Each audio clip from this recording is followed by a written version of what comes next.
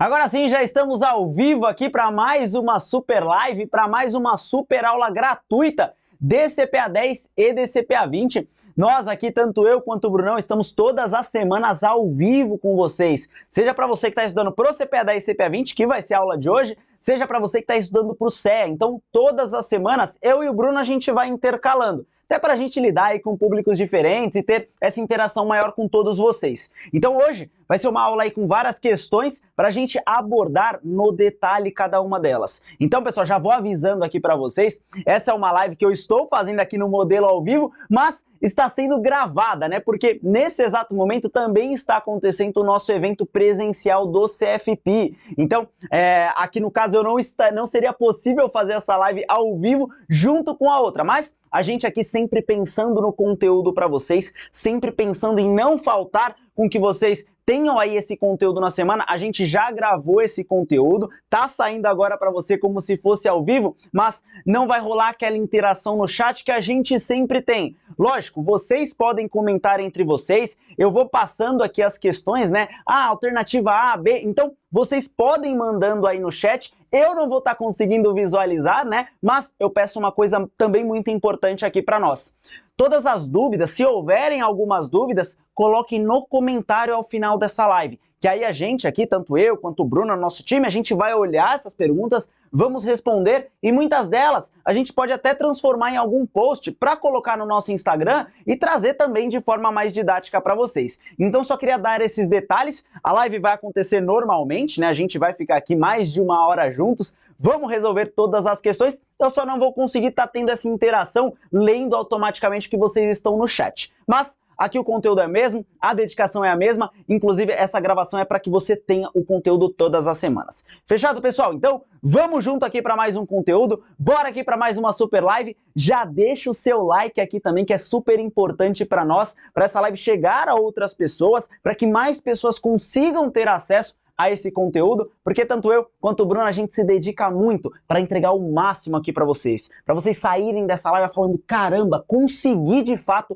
entender aquilo que o Renan comentou. Então, vem comigo, vou colocar aqui, ó, o nosso slide para você não deixar de acompanhar os nossos conteúdos também aqui no Instagram. Então lá você me encontra como renan.carini, lá eu sempre posto bastante coisa nos stories, no feed, pra gente poder ter essa interação por lá também, então segue lá renan.carini. E o Instagram da nossa escola, onde você fica por dentro de todas as informações, de todas as lives que a gente vai realizar aqui à noite, então você fica por dentro de todas as novidades da escola. Eu me banco educação, lembrando ali que é sem o cedilha. Fechado, pessoal? Então, devido às informações aqui passadas, vamos agora para a nossa primeiríssima questão. Então, vem comigo. É um pouquinho estranho, né? Eu tá falando e não tá acompanhando vocês aqui no chat, mas vamos fingir que eu tô ao vivo. Eu vou fingir que eu tô aqui com vocês, beleza? Então, boa noite aí para Alan, boa noite para Marcela, para Juliana, para Rafael. Vou falando os nomes aqui, se eu acertar, beleza. Se eu não acertar, infelizmente, eu tô tentando aqui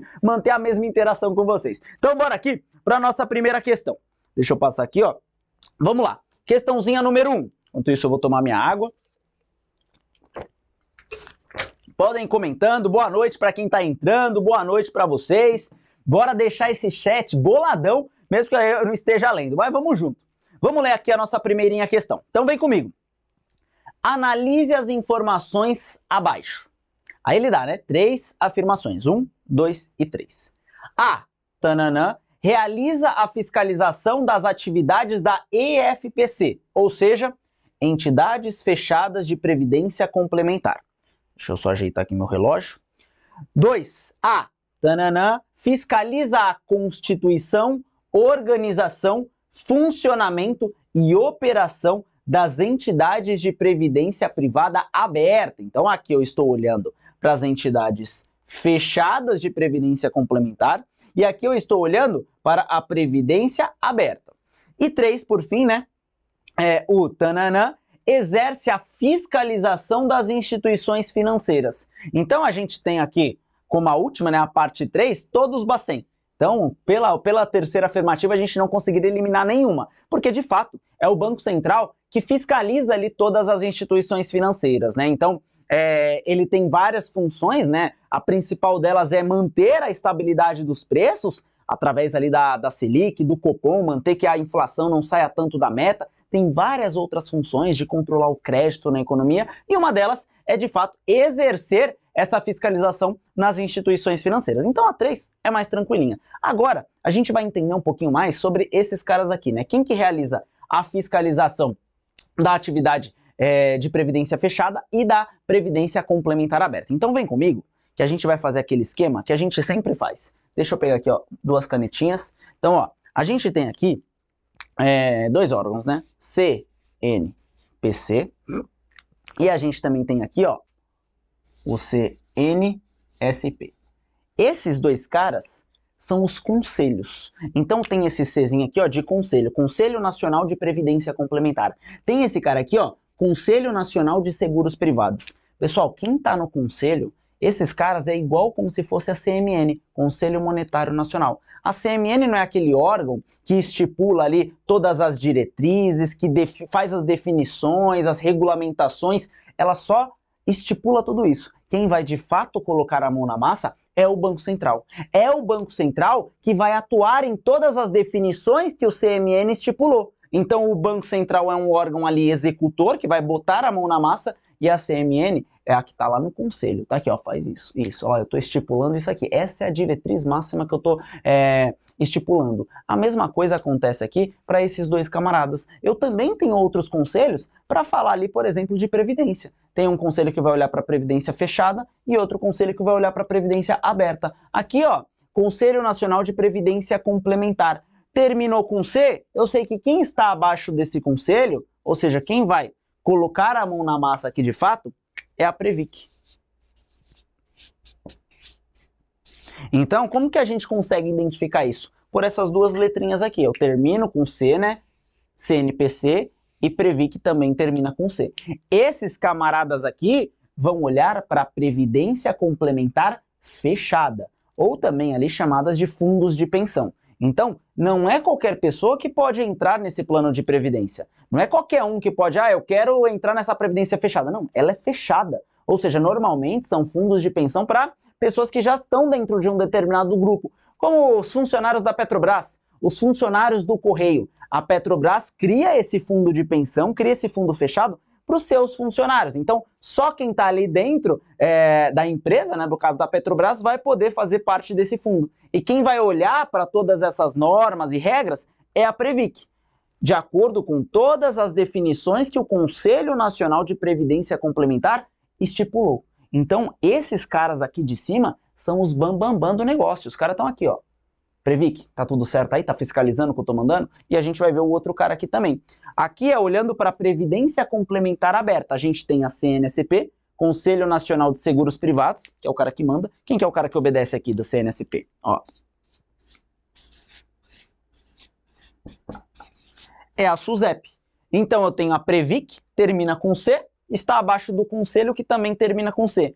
A SUSEP termina com P, então vamos colocar aqui, ó, P, termina com P, está abaixo do conselho que termina com P. Então a gente já consegue, às vezes, matar algumas questões da nossa prova, porque vai perguntar de fato, pô, a SUSEP representa qual conselho? Conselho Nacional de Seguros Privados, P com P, C com C. Então a gente já consegue definir isso. Aqui, atenção para uns pontos, tá? A SUSEP, ela vai sim olhar para a Previdência Complementar Aberta, mas ela também vai olhar para outros mercados. Então, aqui a gente viu, né? A Previc, ela vai olhar para a Previdência Fechada, ou também chamado, né, de fundos de pensão, beleza? Então, ó, fundos de pensão ou Previdência Fechada. Beleza, deixa eu abaixar um pouquinho o ar aqui, que tá calor aqui. Vou colocar aqui um... Então aqui a gente já entendeu esse resuminho. A SUSEP, o pessoal aqui do Conselho Nacional de Seguros Privados, não vai olhar aí só a Previdência Aberta. Vai sim olhar, né, Previdência Complementar Aberta, então Previdência Aberta.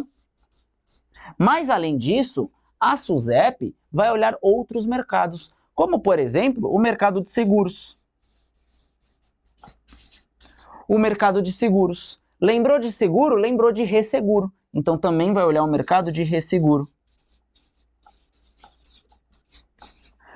Só 3, Renan? Não, tem mais um, que é o mercado de capitalização. Então, ó,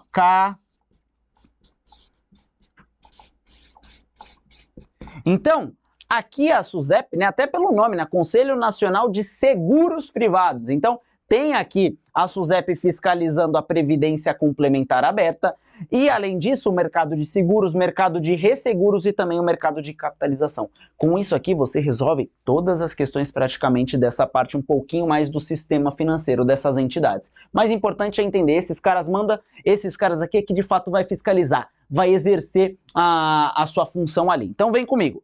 Vamos olhar aqui a nossa alternativa. Aqui na primeira, ele fala de entidades fechadas. Quem que vai realizar a fiscalização? Pô, tá ali fiscalizando, tá na atividade, tá botando a mão na massa. E é previdência fechada? É a Previc. A Previc a gente viu aqui que vai olhar para a previdência fechada. Então a gente já consegue eliminar a SUSEP e já consegue eliminar a SUSEP. Agora, a 2, a gente fica entre B e C, né? Porque a B fala que é Previc, fala que é Previc, a C também, Bacen, Bacen. Só que a 2 a gente fica em dúvida, será que é o conselho ou será ali que é a SUSEP, o órgão que vai de fato fiscalizar? Fiscaliza a constituição, organização, funcionamento e operação das entidades de previdência aberta. Tudo isso daqui é função do órgão executor, de quem está botando a mão na massa. Está fiscalizando a organização, o funcionamento, a operação. Tá tudo funcionando? A operação como é que tá? Tá tudo bem aí? A organização tá tudo certinho? Ou seja, é a SUSEP que está fazendo isso. Ela que está se cansando ao olhar tudo isso. O CNSP, que é o conselho, tá só vendo. E aí, SUSEP, tudo certo aí com a galera? Tá fiscalizando certinho? Então a nossa alternativa correta é a C. Previc, o órgão executor para a previdência fechada. SUSEP, olha para a previdência aberta e o Bacen fiscaliza ali as atividades das instituições financeiras. Fechado? C, resposta aqui um pouquinho mais tranquila, mas o que mais conta aqui para a nossa questão de fato é esse resumo, é o que a gente sempre fala. Aqui não vai ser só a alternativa A, é só a B, é só a C. Não, aqui tem resumo para você entender de fato. O nosso maior objetivo é você sair daqui, putz, entendi. Ah, talvez eu entendi um pouquinho, mas isso aqui eu não lembrava que era resseguro. Então é você ter esse assunto completo. Beleza, pessoal? Tranquilo? Tudo certo? Bora aqui para nossa questãozinha número 2? Então vamos lá.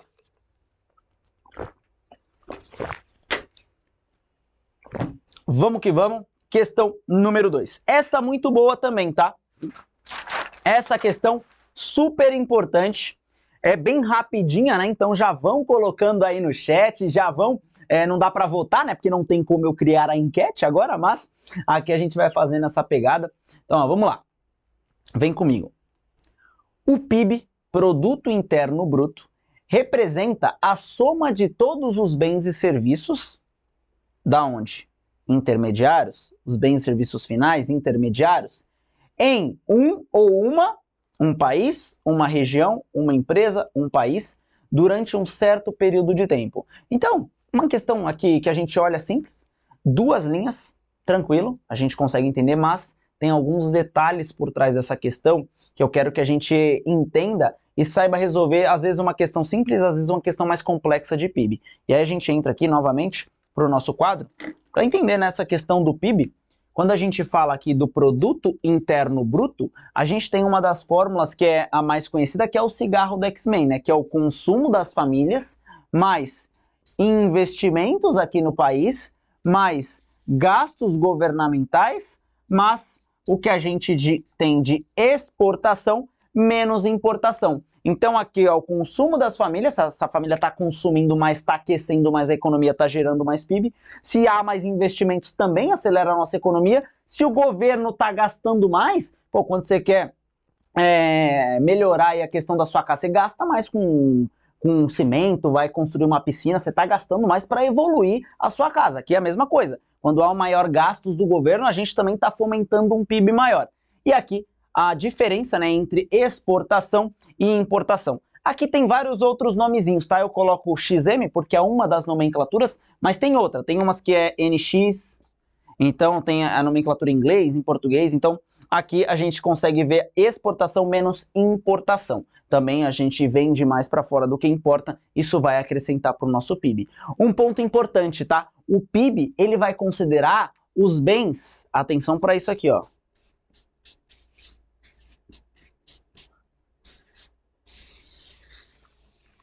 Os bens finais, tá? Os bens finais. Deixa eu ver se tá bem. Tá, fazer esse aqui um pouquinho.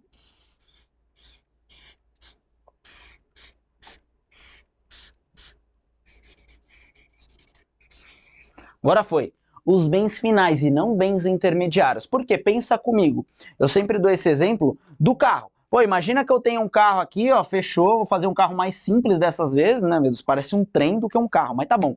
Imagina que eu tenho aqui um carro agora assim, meu Deus, agora o bagulho aqui tá louco, vamos fazer até um retrovisor aqui. Retrovisor, isso aqui tá parecendo um trator agora, tentei mudar, virou um trator, mas tudo bem. A gente tem aqui um carro, e esse carro, para ser um bem final, né, para eu considerar o valor final desse automóvel, vamos supor que é 80 mil. Só que para chegar, de fato, nessa obra-prima final, eu preciso da matéria-prima, né? Eu preciso ali de ferro para poder fazer ali a lataria do meu carro, eu preciso de borracha para fazer as vedações, pneu e tudo mais. Então, eu preciso de bens primários. E aí, se eu contar esses bens duas vezes, ferrou, eu não posso contabilizar esses bens intermediários. Então, se eu comprei ali matéria-prima por 30 mil reais, esse valor não pode ser contabilizado juntamente com o valor do automóvel, que é 70 mil. Eu só vou considerar os 70 mil reais. Esses 30 mil já estarão embutidos aqui nesse ponto, beleza? Porque pensa na empresa que me vendeu o ferro, na empresa que me vendeu a borracha. Isso era o bem final daquela empresa. Então, esses 30 mil já foram contabilizados como PIB daquela produção. Então, foi um bem final, pô, a gente produz ferro, então já contabilizamos isso daqui. Se eu contabilizar de novo o ferro e a borracha para o meu imóvel, para o meu automóvel, não vou estar duplicando essa contagem. Então, isso tudo está embutido aqui no valor final. Eu sempre vou considerar bens finais quando eu falo de PIB. Então, tem a formulinha e tem essa característica dos bens finais. O que eu estiver utilizando ali como fonte para produzir o meu produto final, eu não contabilizo, eu contabilizo ali os bens finais. Beleza? Então, a gente já conseguiria aqui eliminar a alternativa A, porque fala de bens intermediários, e também a alternativa D de dado. Não são bens intermediários, são bens e serviços finais. Beleza. Aonde muita gente erra? Na alternativa aqui, entre B e C, a maioria das pessoas vão em C. Por que, Renan? Não é a C, a B, região? Não é o PIB do Brasil? Não é o PIB da Argentina? O PIB da Alemanha? O PIB da França? Sim, pode ser. Mas quem disse que é só PIB de país? O país é uma determinada região. E se eu falar que tem o PIB da zona do euro? Pô, a zona do euro tem sei lá quantos países. Não é o PIB de um país específico. E se eu falar o PIB de São Paulo? É o PIB de uma determinada região, no caso o estado de São Paulo. Ah, o PIB do Piauí. O PIB, sei lá, o PIB da América Latina. O PIB da Europa como um todo. O PIB... Então, é de uma determinada região. Dentro dessa região pode ser estado, pode ser um país, pode ser um conglomerado de países. Então, não, a gente sim está muito acostumado a escutar só país, mas tem esse detalhe. É bens finais, só que de uma determinada região durante um certo período de tempo. Então, pode ser o PIB anual do Brasil, pode ser o PIB anual da América do Norte, pode ser o PIB trimestral da Argentina, pode ser o PIB semestral da China, então é durante um certo período de tempo. Normalmente é de trimestre, a cada trimestre eles vão dando a antecipação do PIB e a gente vê o acumulado ao ano. Ah, o PIB do Brasil fechou em 2,7% no ano. Então, atenção só para esse detalhe, que é de uma região e não somente de um país. O país está dentro dessa classe região. Beleza, pessoal? Questãozinha aí um pouco tranquila, mas com algumas pegadinhas que é o que a gente quer aqui minimizar com vocês. Então, na hora da prova, imagine errar uma questão dessa que é tranquila, que tem duas linhas, que não é cansativa de ler, mas aqui, vindo na live, certamente você vai acertar essa questão. Fechado? Pessoal que está chegando agora na live, tá? Eu dei um aviso lá no início, vou reforçar aqui. Essa live, eu não tô tendo essa interação com vocês no chat, porque é uma live que a gente já fez gravada, inclusive eu tô aqui gravando hoje há uns dias antes de quando você tá vendo essa live, porque nessa mesma semana a gente está fazendo a maratona CFP, então o pessoal do CFP vai fazer a prova agora no dia 6 de novembro, então a gente tá num evento presencial com eles, então não seria viável estarmos ao vivo aqui. Mas para não deixar vocês sem conteúdo, a gente gravou aqui isso antecipadamente para disponibilizar no mesmo formato que vocês já estão acostumados. No mesmo ao vivo de sempre, só infelizmente não tá rolando aquela interação no chat, mas eu tô fingindo, tá? Você que chegou agora, eu tô fingindo que eu tô vendo aí o André, eu tô vendo a Júlia, eu tô vendo o Maicon, eu tô vendo o Rafael. Não sei, na verdade, mas eu só tô chutando. Mas um ponto importante é as dúvidas. Se surgir alguma dúvida, coloca nos comentários do vídeo, tá? Pode comentar aí no chat e tudo mais, mas coloca nos comentários que depois, na live, a gente visualiza ali todos os comentários, pode responder ali no detalhe para vocês também, beleza? E não esquece, né, de deixar o like. Aqui a gente todas as semanas está tentando trazer o melhor conteúdo, então, por isso, deixa o like aí também para fortalecer a gente, beleza? Então vamos embora? Vamos embora aqui para a questão 3? Enquanto isso, deixa eu subir aqui, ó. Deixa eu subir aqui. Agora dá para ler o gráfico, agora dá para ler as alternativas, vamos junto.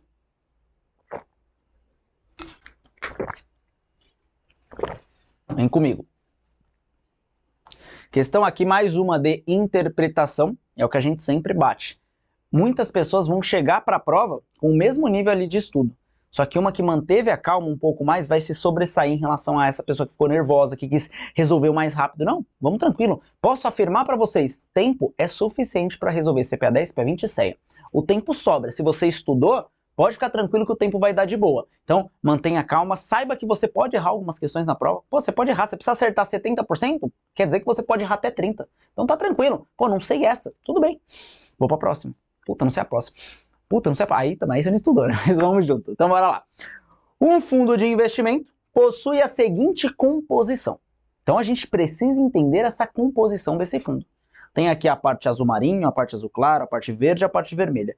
O que cada um está representando, né? A parte verde está escrito Petri 4. A parte vermelha está escrito BBDC 4. A parte azul marinho Vale 3. E a parte azul claro LFT Tesouro Selic. Aqui só para representar para vocês, cadê aqui? Esses nomezinhos que vocês estão visualizando, por exemplo, Petri 4. Por exemplo, BBDC4, o que é isso? Isso a gente chama desse nomezinho aqui que vocês também vão visualizar no mercado financeiro. Ticker.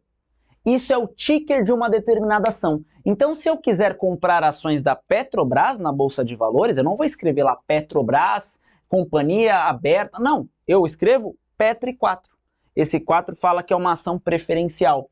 Aqui é as ações do Bradesco. Em vez de eu escrever Bradesco, eu escrevo BBDC 4. São as ações preferenciais de Bradesco. E aí tem até a da Vale, né? Tem a outra aqui que é a Vale 3. Vale 3. Aqui eu tenho as ações ordinárias de Vale.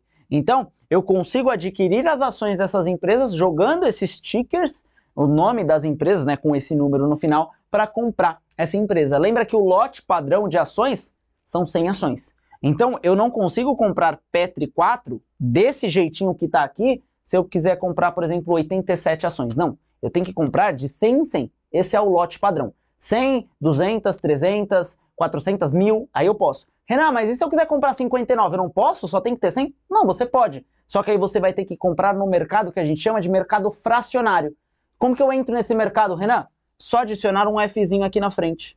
Então você coloca o mesmo nome, Petri 4, e coloca o Fzinho. Aí, na hora de você comprar, você coloca, quero comprar 32. Por você estar nesse mercado fracionário, aí você vai ser habilitado a comprar as ações de Petrobras, ainda que seja menos do que 100, que é o lote padrão. Então, só para exemplificar aqui, que esses três são códigos de ações, né, tickers de ações negociadas ali no home broker. Então, eu tenho que o meu fundo, ele tem 30% em Petri 4, ou seja, ele tem 30% em Petrobras. Opa, fundo loucão, né? 30% em Petrobras, alta volatilidade. Mais 30% em Bradesco. Então, ó, 30% em Bradesco. A gente está decifrando aqui o nosso gráfico. E tem outros 30% aqui, esse azul marinho, em Vale. Vale do Rio Doce. Então, ó, Petrobras, Bradesco e Vale. Ah, e os outros 10%, né? O cara já está com 90% em ações. 30 Petrobras, 30 Bradesco, 30 Vale. Colocou 10% aqui de liquidez no Tesouro Selic, na LFT, letra financeira do Tesouro. Com isso, né, a gente tem que achar a alternativa correta. Vamos entender agora o que ele está querendo dizer. A gente já identificou que esse é um fundo de ações, né? Esse é um fundo de ações. Por quê? Porque tem acima de 67%. Se tem acima de 67%, é considerado fundo de ações. Fundo de ações tem ou não IOF? Eu estou vendo IOF aqui, ó, IOF, eu já começo a sacar que a questão é de IOF. Então vamos ler as alternativas, vem comigo. A. Estarão isentos da cobrança de IOF somente para resgates superiores a 30 dias. Não. Fundo de ações não tem IOF. Eu posso resgatar daqui um dia, daqui 2, daqui 20, daqui 50. Não é somente para depois de 30 dias. B. Estarão isentos da cobrança de IOF independentemente da data do resgate. Opa, aí sim. Aí você está falando de um fundo de ações. Independente do momento que eu resgatar, eu não vou ter IOF. Tá certíssimo. C. Deverão recolher IOF. Aqui já está errado, né? Se a gente identificou que essa pizza, que esse gráfico é um fundo de ações por ter mais do que 67%, não deve recolher IOF. IOF não existe em fundo de ações. Beleza? Fechado? Bora aqui para nossa questãozinha 4. Essa questão é bem importante também, tá? Bem importante a gente entender. Então vem comigo. Não esquece de deixar o like aí, já aperta o botão no like, já se inscreve no nosso canal. Vamos bater os 50 mil inscritos no YouTube.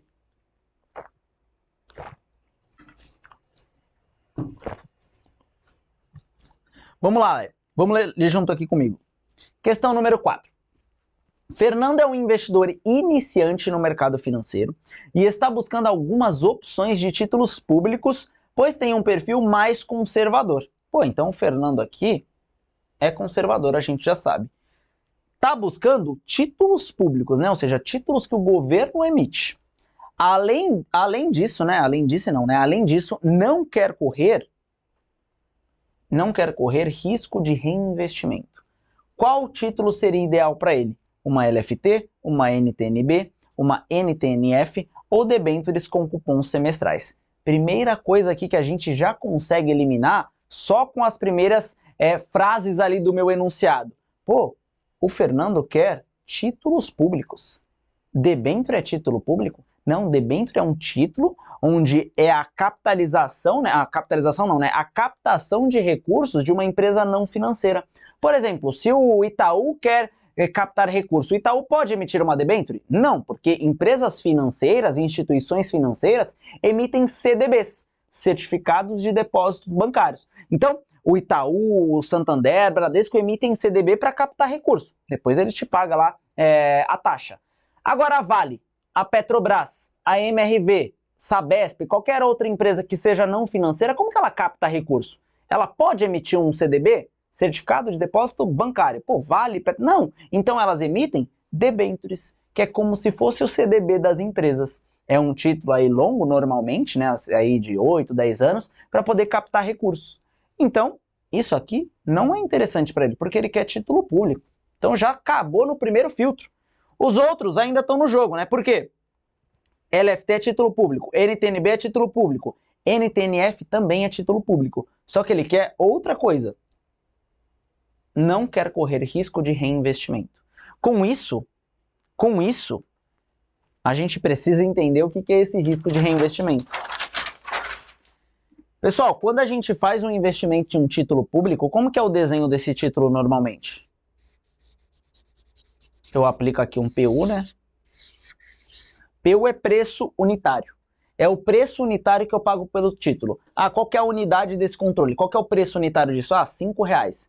Ah, qual que é o preço unitário dessa calculadora? Ah, R$100. Qual que é o preço unitário desse título? Então, você compra o título com a intenção de vendê-lo no futuro. Ninguém quer morrer com o título, né? A gente quer vender para obter lucro. Então, a gente compra esse título, vai passando aqui um determinado período, chega o vencimento desse título, esse título não fica mais comigo, e aí eu compro ele por um determinado valor. Vamos supor aqui que eu resgato ele por R$1.000. Ou seja, eu coloco aqui 850, por exemplo, tá? São números fictícios. Coloco 850 e lá depois de um determinado tempo, vamos colocar aqui, por exemplo, sei lá, 4 anos. 4 anos a uma determinada taxa. Então tem uma taxa que nesses 4 anos vai ficar incidindo aqui, ó, sobre os meus 850, para que esses 850 se tornem R$1.000 no final. Beleza. E tá, Renan, o que é esse risco de reinvestimento? Imagina que essa taxa aqui, lógico, os valores são fictícios. Talvez a taxa que eu vou colocar aqui não vai fazer com que os 850 cheguem nos 1.000, mas só para a gente entender a dinâmica. Suponha que essa taxa aqui seja de 8%. 8% foi essa taxa. Eu, no momento que eu investi nesse título, achei bacana. Pô, 8%, sensacional, tô felizaço com isso.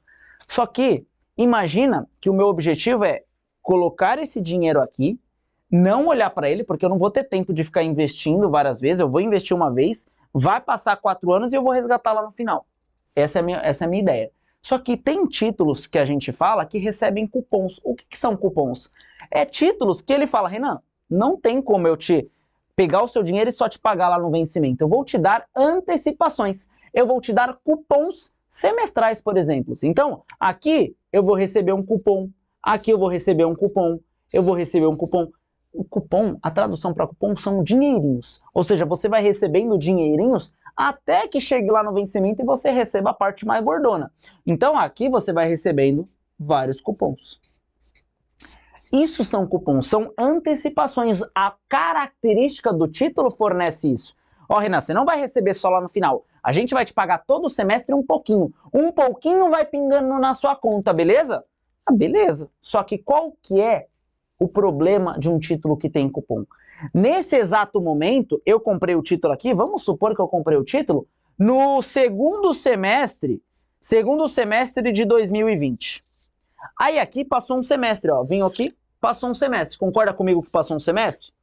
Aí aqui, no primeiro semestre de 2021, caiu esse dinheirinho na minha conta. Caiu esse dinheirinho na minha conta, aí eu vejo esse dinheiro. Pô, acabei de receber esse dinheirinho.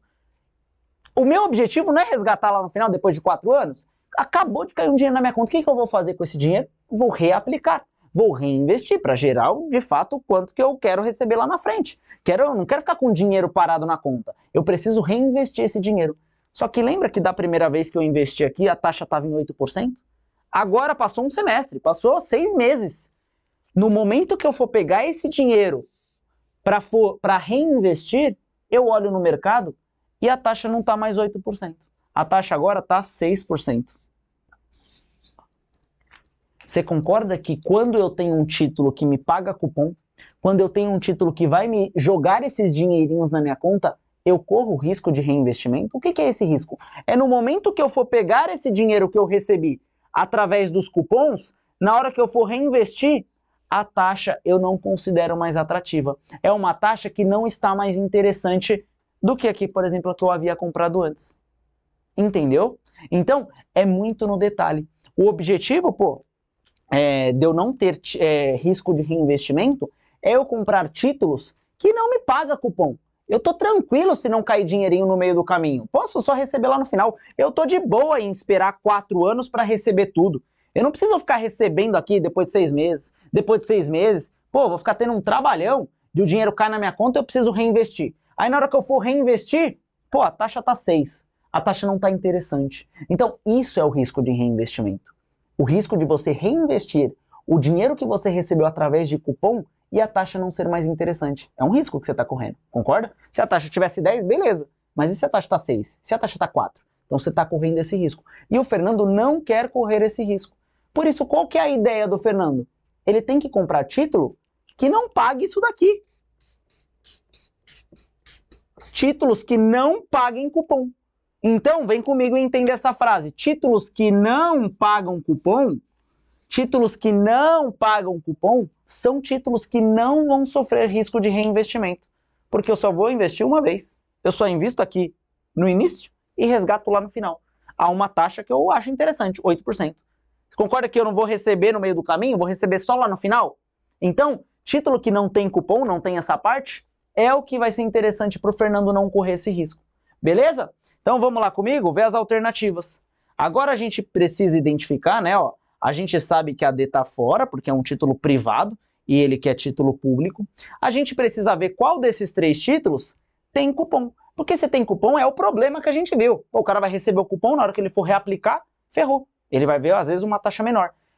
LFT tem cupom? Não tem cupom. Nenhuma letra do Tesouro tem cupom, nem LFT e nem LTN. E aí a gente lembra, né? LFT, como o T vem depois, é pós-fixada. LTN, como o T vem antes, é pré-fixada. Então nenhuma dessas letras possui cupom. Então certamente o título mais interessante para ele é a LFT. É um título que ele não vai ter cupom, não vai ter esses recebimentos de cupons, de fluxos semestrais para ter que reinvestir. Então ele se livra desse risco. A NTNB é um título atrelado à inflação, né? IPCA mais uma taxa, um título que a gente chama de título híbrido, porque tem duas componentes, uma parte pós-fixada, que é a inflação, que vai mudando ao longo do tempo, e uma parte pré-fixada, que não muda, que é 5%, por exemplo. Só que a gente tem dois tipos de NTNB. A NTNB, essa daí, e a NTNB principal. Quando tiver o nome principal, quer dizer que não tem cupom, que ela vai receber lá no final. Nessa daqui, como não tem esse nome principal, só tá NTNB, ela vai ter cupom. Então, essa NTNB tem cupom. NTNF é também um título pré-fixado. Qual que é a diferença dele para a LTN, que também é pré-fixada? A LTN não tem cupom, já a NTNF vai ter cupom. Então tem pessoas que gostam de não esperar até o vencimento, gostam de receber um dinheirinho a todo momento. Então seria interessante uma NTNF, mas como o Fernando não quer correr risco de reinvestir, NTF está fora porque tem cupom. NTNB também está fora porque tem cupom. A única que não possui cupom aqui e é um título público é a de LFT. Ufa! Essa explicação aqui foi longa, hein, pessoal? No detalhe do detalhe aqui para vocês, é hora de tirar o print, tá? E postar. Vocês devem estar aí, ó, segunda-feira, agora deve ser 8h36 da noite, estamos com quase 40 minutos de live. No detalhe para vocês não errarem nenhuma questão que estiver envolvendo aí risco de reinvestimento. Então, por mais que eu não esteja vendo, comentem aí para mim se deu para ficar claro. Se ficou alguma dúvida, joga nos comentários, tá? Porque a gente vê depois. A ideia é que vocês saiam daqui entendendo todo o conteúdo. Beleza? Tranquilo, pessoal? Então, bora aqui para nossa questãozinha número 5. Lembrando aqui, né? Já que eu tô aqui, eu vou fazer o jabá. Eu me banco educação e renan.carini. Só seguir lá, tem muito conteúdo para vocês.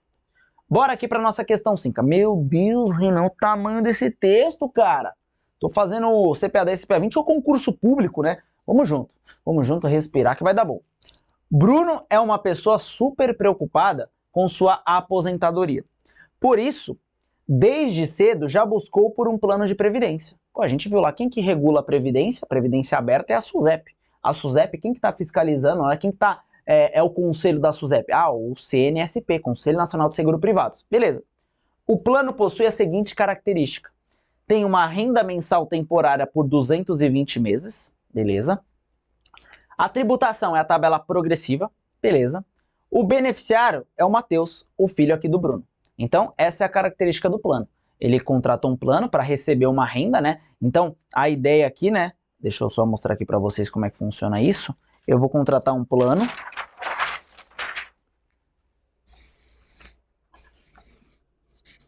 Um plano aqui de previdência. O objetivo é eu ir contribuindo, né? Eu vou contribuindo ao longo da minha vida. Chega num momento que eu paro de contribuir.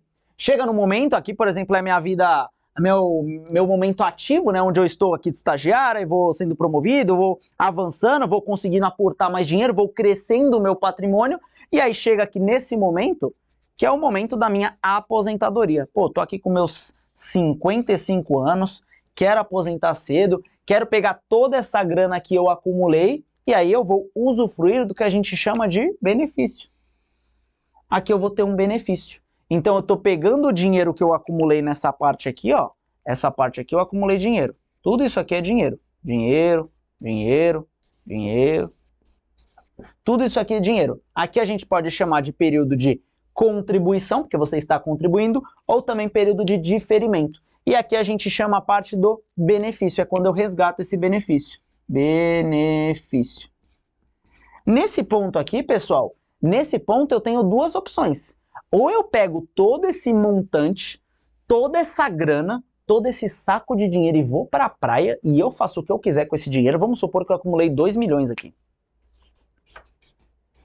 Ou eu pego esses 2 milhões e fico para mim, tchau, ou eu posso escolher algum tipo de renda. Ou nesse ponto eu falo assim, eu não quero ficar com 2 milhões, sabe o que? Eu vou lá com a seguradora e eu faço um acordo, esse dinheiro é seu, tá? Esse dinheiro é seu e eu quero escolher uma renda vitalícia. Então, até a minha morte, vocês ficam me pagando X valor. Aí vai ter as contas, né, que a seguradora vai fazer, de acordo com quanto ele acumulou e tudo mais. Mas perceba que mudou. Ou ele pode pegar o dinheiro e ir embora, ou ele pode pegar esse dinheiro e deixar com a seguradora e receber algum tipo de benefício, alguma renda. Pode ser renda vitalícia, pode ser uma renda temporária, pode ser uma renda por prazo certo. Então, aqui no nosso período, né, no nosso plano, ele escolheu qual tipo de renda? Renda mensal temporária por 220 meses. Então, o que o Bruno decidiu? Na hora que ele chegou naquele ponto lá, ele não quis ficar com o dinheiro dele e ir embora. Ele quis deixar o dinheiro com a seguradora e falar, o negócio é o seguinte, durante 220 meses, quanto que dá isso aqui, ó, 220 dividido por 12, são de aproximadamente 18 anos, durante 18 anos eu quero receber uma renda. E aí eles fixaram um valor lá, beleza. E o meu beneficiário é o Matheus, tá? Meu filho. Aí vem aqui a nossa pergunta de fato. Após receber 170 meses, então 170 meses, se a gente pegar aqui, ó, 170 dividido por 12, né? Quase 15 anos, né? 14 anos e uns quebradinhos. Durante 14 anos ele recebeu, após receber 170 meses de benefício. Ele tinha 220, né? Então se a gente imaginar a barrinha aqui da renda, ó, a gente tem uma barrinha de renda. Aqui é 0, aqui é 220 meses que ele tem para receber. Ele veio recebendo, ó, veio pintando aqui, ó, veio recebendo. Eu adoro fazer isso aqui, ó, uma terapia, né? Então, ó, veio recebendo. Chegou aqui, ó, ele morreu. Chegou aqui, ó, nos 170 meses. 170 meses. O Bruno acabou falecendo. Infelizmente, ó, vou colocar aqui uma cruz pro Bruno. O Bruno acabou falecendo. O que vai acontecer com esse pedaço aqui, ó? Essa é a pergunta. Então olha como a gente consegue traduzir toda essa questão para a lógica de fato que a gente estuda. Aí ele fala, né? A renda passará para o Matheus por mais 220 meses. A renda cessará e vai ficar com a seguradora. A renda passará para o Matheus por mais 50 meses, que é o que falta, né? Aqui, ó, daqui para cá, faltam 50 meses. Então, faltou 50 meses, a gente passa para o filho, que é o beneficiário. Ou D, a renda passará para o Matheus por mais 170 meses. Pessoal, o que a gente precisa entender aqui? A gente já entendeu essa questão de como funciona a acumulação num plano de previdência. Eu acumulo e tem aquelas duas opções. Ou eu vou para a praia, utilizar aqui o meu dinheiro, ou eu vou para a praia, pego a grana, ou eu recebo em forma de benefício. E aí eu tenho 3 tipos de renda principais, né? Então, aqui eu tenho, por exemplo, uma renda vitalícia, vou colocar aqui, ó, um dos benefícios é uma renda vitalícia. Outro tipo, renda mensal temporária, renda vitalícia, renda vitalícia, renda mensal temporária ou renda mensal prazo certo. Eu tenho esses 3 tipos aqui que são os mais comuns. E aqui, atenção, tá, pessoal? Vou até tomar uma água para vocês entenderem isso daqui para não errar nenhuma questão de renda que é tranquila. A renda vitalícia, pensa aqui, ó, o Bruno contratou o plano, ele escolheu o benefício de renda vitalícia. Quem que vai receber essa renda? É o Bruno, você concorda? A renda vitalícia é até a morte do Bruno. Só isso. Quando o Bruno vier a falecer, acabou, essa renda não vai mais para ninguém. Mas nem para o filho dele, não. Essa é uma característica da renda vitalícia. Então o Bruno, vamos supor que ele acumulou aqui 2 milhões de reais, 10 milhões que seja. Ele contratou a renda vitalícia, ó, ele se aposentou com 55 anos. Suponha o Bruno vai morrer lá com 90, por exemplo, 35 anos depois de quando ele se aposentou. Então ele tem 35 anos aproximadamente, lógico, o Bruno pode viver até 100, 110 anos, como também às vezes ele pode falecer com 60 anos. Só 5 anos depois que ele começou a receber o benefício. Pô, Renan, 5 anos? Tá longe dele receber tudo que ele tinha acumulado. Concordo, mas problema dele. Essa foi um tipo de renda que ele escolheu. A renda vitalícia, você concorda que a seguradora também tem um certo risco? Pô, e se o Bruno viver até 140 anos? Não interessa. O Bruno vai ficar recebendo renda vitaliciamente. Então, são duas contrapropostas, né? No caso, assim, o Bruno pode ser interessante a renda vitalícia caso ele viva muito, ele viva mais do que a seguradora está colocando de expectativa para ele, mas pode ser benéfico para a seguradora caso o Bruno venha a falecer rapidamente, porque aí o dinheiro fica com ela e ela pagou pouca renda para o Bruno. Então a renda vitalícia, qual que é a característica? é vitalícia apenas para a pessoa que contratou. Não, se a pessoa morrer, acabou. O dinheiro fica com a seguradora, beleza? Outro ponto aqui, a renda mensal temporária, ela é parecida. Ela é bem parecida com a vitalícia. Quer dizer que quem vai receber o benefício também é o Bruno. E não passa para o beneficiário. É só o Bruno que vai receber. Renan, então é igual a vitalícia? Não, porque é temporária. É por um determinado tempo.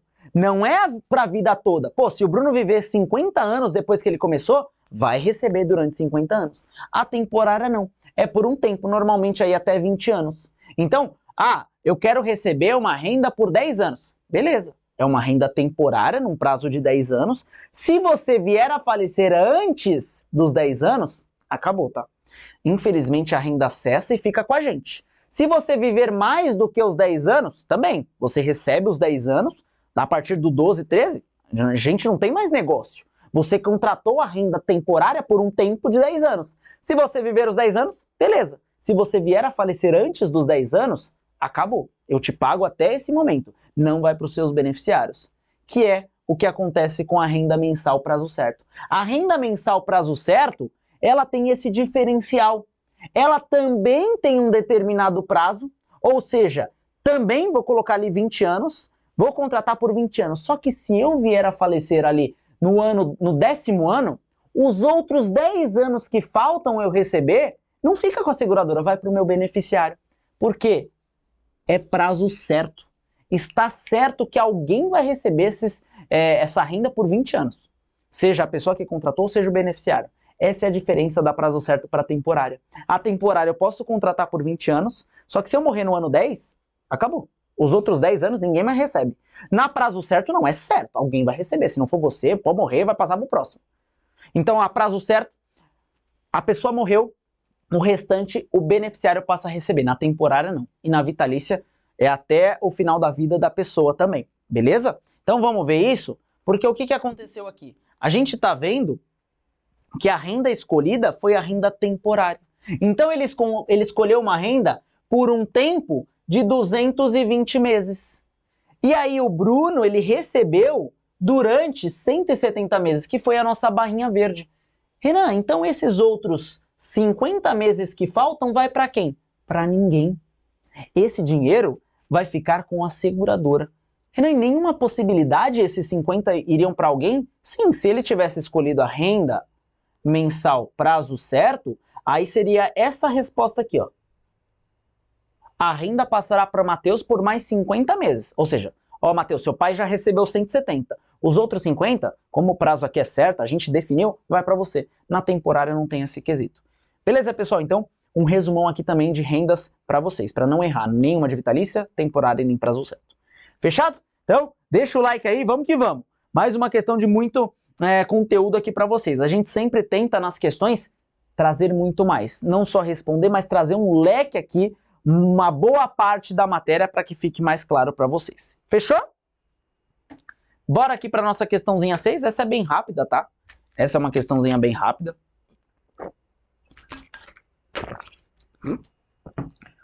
Cadê aqui o marca-texto? Sobre a tributação em fundo de investimentos em direitos creditórios, ou seja, FDIC, Fundo de Investimentos em Direitos Creditórios. Tá perguntando aqui, é tributado em 15% conforme os fundos de renda variável e não tem come-cotas? É tributado conforme tabela regressiva e não tem come-cotas? É tributado como tabela regressiva e tem come-cotas? É tributado em 15% conforme os fundos de renda variável e tem a cobrança de come-cotas. Pessoal, quando a gente está falando de FDIC, é preto no branco, né? Aqui não tem muito que a gente dissertar, eu vou explicar para vocês a fundo como é que funciona essa questão do FDIC, mas o FDIC, ele não tem come-cotas, tá? O FDIC não tem come-cotas, ele é um pouquinho controverso, né? Porque ele é tributado como renda fixa e também não tem come-cotas. Então, muitas das vezes, a gente acaba achando que o FDIC é 15%, ou tem come-cotas. Por ter ali algumas operações, às vezes, de risco, né? Ser um fundo um pouquinho, às vezes, arriscado, às vezes a gente olha como renda variável. Mas não, é um fundo que tem tributação conforme a tabela regressiva. Como que é aquela tabela regressiva, né? De 0 a 180, eu vou cobrar 22,5%. De 181 a 360, eu cobro 20%. de 361 a 720 eu cobro 17,5% e mais do que 720 eu cobro aí apenas 15%. Então, deixa eu só desenhar isso daqui, que não é um 8 nem aqui nem na China, né? 181 dias. Beleza, então essa é a nossa tabelinha regressiva. E aqui ele fala, né, a A que é tributado como 15% e a D também. Aí o que vai diferir da B e da C é que aqui a C está correta, a B está correta porque fala que não tem come-cotas. O come-cotas é aquela antecipação do imposto de renda, que é cobrada ali tanto em maio quanto em novembro. Então o governo não aguenta esperar um ano. Não aguenta esperar 2, 3 anos, que é quando você vai resgatar. Não, ele dá essa antecipação de imposto de renda. Nesse caso, pro FDIC não tem essa cobrança de come-cotas. Então, grava, tá? Falou de FDIC, falou aqui, ó, de tabela regressiva e também não tem o come-cotas. Como que é essa questão de FDIC? O que é esse tal de direito creditório? Imagina que eu vou comprar uma máquina de lavar nas Casas Bahia, beleza? Então eu, Renan, vou aqui nas Casas Bahia, tá? Preciso comprar uma máquina de lavar. Só que a máquina de lavar, pô, tá custando lá 4 mil reais. Ah, a Casas Bahia foi gente boa. Ela fez pra mim, ó, a máquina de lavar aqui, que eu comprei, fazer a máquina de lavar aqui, em 10 parcelas. Deixa eu pegar outra corzinha. Deixa eu ver se vai estar. Ela fez para mim 10 parcelas de 400. Ou seja, era 4 mil. Você concorda que eu não tenho os 4 mil para pagar agora? Então eu fiz uma prestação. Eu fiz em 10 vezes de 400 reais. Você concorda que a Casas Bahia, agora ela tem um direito de receber 10 parcelas minhas de 400 reais? É como se eu tivesse todos os meses. Isso, finge que cada quadradinho desse são 400 reais. Cada quadradinho desse são 400 reais. Aqui tem 6, 7, 8, vou colocar aqui, ó, 9 e 10. Cada quadradinho desse são 400 reais. A Casas Bahia, ela sabe que eu não tenho como pagar isso de uma vez só. Então, no primeiro mês, eu vou lá e pago esse quadradinho para ela, ó. Paguei para ela aqui, ó. Paguei o primeiro quadradinho. No segundo mês, eu vou lá e pago mais 400 meses. Ou 400 reais, né? Mais um mês que eu pago essa prestação aqui de 400 reais. Fechou? No terceiro mês, eu vou lá e faço de novo. Você concorda comigo que, pô, para Casas Bahia não é interessante ela ter que esperar 10 meses o Renan aqui, que é mão de vaca ou que não tem dinheiro, pagar para ela? Você concorda que a Casas Bahia já me deu a geladeira, não, a máquina de lavar? Ela já tirou esse produto do estoque dela, às vezes já precisa repor, já precisa comprar mais, e eu ainda estou pagando a primeira, a segunda, a terceira parcela. Aí, o que acontece? Tem uns caras que são os fundos, que é um FDIC. FDIC. É um fundo de direito creditório. O que vai acontecer? Ele vai falar aqui, ó, Casas Bahia, o negócio é o seguinte, se eu sei que você tem um direito de receber 10 parcelas do Renan de 400 reais daquela máquina que você vendeu para ele. Quer fazer um acordo? Esses direitos do Renan, você passa para mim.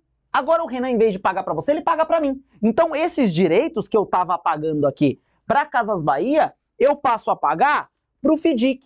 O FDIC que vai ser o detentor desses direitos creditórios, desses direitos de pagamentos que a pessoa tinha que pagar para Casas Bahia. É um fundo de investimento em direitos creditórios. Ele está investindo nisso daqui. Ele está correndo o risco, das vezes, o Renan não pagar. Então, o que a Casas Bahia ganha com isso? Pô, para que ela vai ceder? Porque aí o FDIC fala, ó, você tinha 10 parcelas de 400 reais para receber do Renan, ou seja, daria 4 mil. Vamos fazer esse acordo? Você passa esses direitos para mim, só que eu já te dou agora 3.500 na lata. Então, ó, eu te dou aqui, ó, 3.500k na lata. Você concorda que às vezes é vantajoso para Casas Bahia? Ela teria que esperar aqui 10 meses para receber os 400 reais, os 4 mil ao total. Às vezes ela faz uma antecipação de recebíveis. Ela passa a receber um pouquinho a menos, né? Ela teria direito ali, se fosse comigo, de receber os 4 mil. Só que aqui, ó, caiu 3.500 à vista na mão dela. O FDIC fez essa operação. O FDIC foi lá na Casas Bahia e falou, Casas Bahia, vai ficar esperando os 4 mil do Renan em 10 meses? Eu te dou 3.500 agora e os direitos creditórios, os direitos que você tem de receber dele, passa para mim. Então, Aonde que o FDIC ganha dinheiro? Pô, ele deu 3.500, aqui esse direito, que é 4 mil reais, ele que vai receber. Então, é um fundo que tem um certo risco, um risco de crédito. Pô, o risco do Renan ficar inadimplente e não pagar. E a Casas Bahia já recebeu, já está lá comprando várias máquinas. Então, essa é a função do fundo de direitos creditórios. Beleza, pessoal? Ele faz essa intermediação.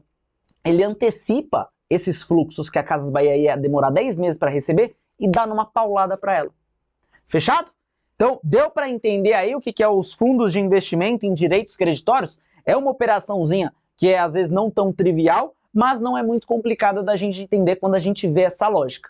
Fechou? Então, deixa o like aí se você curtiu, manda depois aí nos comentários para eu saber. Eu não gosto de não ter essa interação com vocês, né? Para quem chegou agora, essa live tá sendo gravada, por isso que eu não tô tendo tantos comentários, tanta interação no chat com vocês, mas eu gosto muito disso. Então, manda para mim, seja aqui ó, no Instagram, para eu ficar sabendo depois, manda lá no Dailme Banco, para a gente ter a noção.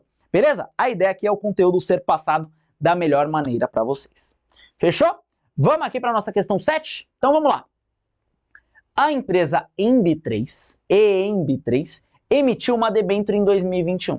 Então a gente viu lá que a debênture é um título de renda fixa de uma empresa não financeira. Se for financeira, ela emite um CDB. Se for do governo, emite título público. Se for empresa não financeira, emite debênture, para captar dinheiro. Nessa data de emissão, a empresa estava classificada com rating BB.